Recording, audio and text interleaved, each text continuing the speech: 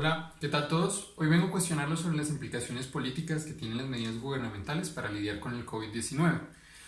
Esto porque nos están metiendo los dedos en la boca, sobre todo los banqueros. Entonces, si quieren saber un poco más, quédense unos minuticos a ver este video y les vamos a informar un poco más.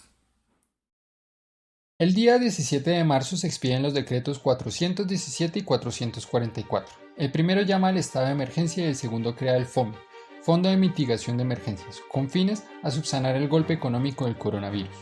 Nos centraremos en este último para hablarles de la situación actual. Dicho fondo, de entrada, anticipa 15 billones del erario público para combatir las repercusiones de la cuarentena nacional. El FOME se sustenta activamente en el presupuesto general de la nación, básicamente la renta que recibe el Estado de nuestros bolsillos, de todos nosotros, ciudadanos y ciudadanas. Curiosamente, el Ministerio de Hacienda pretende dirigir estos recursos a salvar los bancos, a pesar de que esta no sea la función de dicho fondo, sino del Banco de la República. Así pues, esta ha sido centralmente la intención del gobierno, quitar recursos públicos a entes territoriales para salvar a las vacas sagradas, los bancos. Es decir, en un contexto donde las vidas humanas y la salud han de ser prioridad, donde la situación de recesión económica de la mayor parte de la población tendrá consecuencias fatales para familias e individuos, ¿en serio están pensando en salvar a los bancos?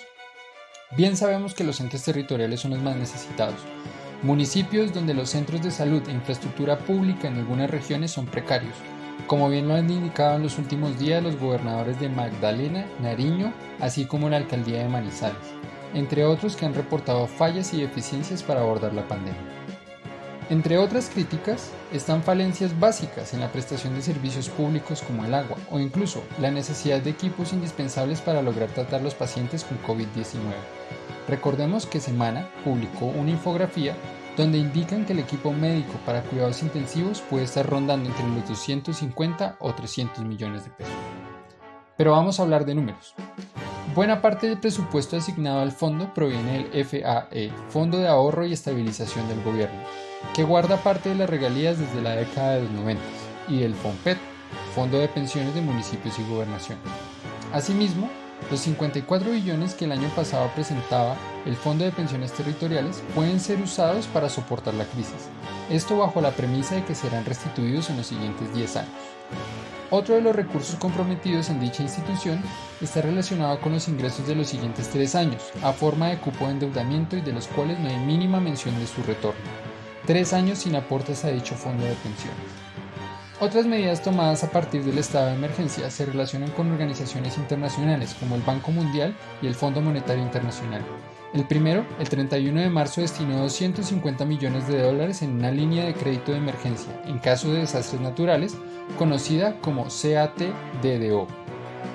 Por último, el 9 de abril el gobierno colombiano pide 11.000 millones de cupo de endeudamiento al Fondo Monetario Internacional para mitigar los efectos de la pandemia. El total de las cuentas en dólares corresponde a 4.000 millones de dólares, es decir, alrededor de 70 billones de pesos.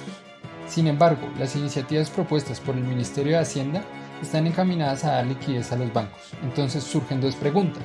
¿Pagaremos con nuestros impuestos y pensiones la liquidez de dichos bancos? Y además, ¿pagaremos la deuda individual junto con los intereses? Porque recuerden, la deuda pública se paga con impuestos o con la explotación de nuestros recursos naturales, mientras las deudas individuales se saldan con nuestros salarios, ahora ausentes para algunos. Ante la incapacidad de solvente durante la crisis, varios bancos han flexibilizado el pago de deudas. Incluso han extendido los pagos para que los intereses queden al final de la obligación individual. Sin embargo, la deuda no deja de existir y debemos pagarla a pesar de las circunstancias. Entonces, en resumidas cuentas, ¿estamos pagando nuestros impuestos para la subsistencia de los bancos y además los intereses de aquellos créditos? Millones de familias dependen de las decisiones de nuestros gobernantes y ellos prefieren salvar a unos pocos, como siempre, a los ladrones de corbata. En conclusión, ¿ha caído en cuenta que la forma de sacarnos de la situación propuesta por el gobierno es apoyar a los bancos y no en mejoras directas a la salud o la calidad de vida de las personas afectadas gravemente por la situación? ¿Y qué tal? Yo no pagaría un peso. Igual, si los bancos se quiebran, a mí me lo van a cobrar en los impuestos. Yo no voy a pagar en lo personal. No me gusta que me vean la cara de pendejo. Ahí les dejo esta reflexión.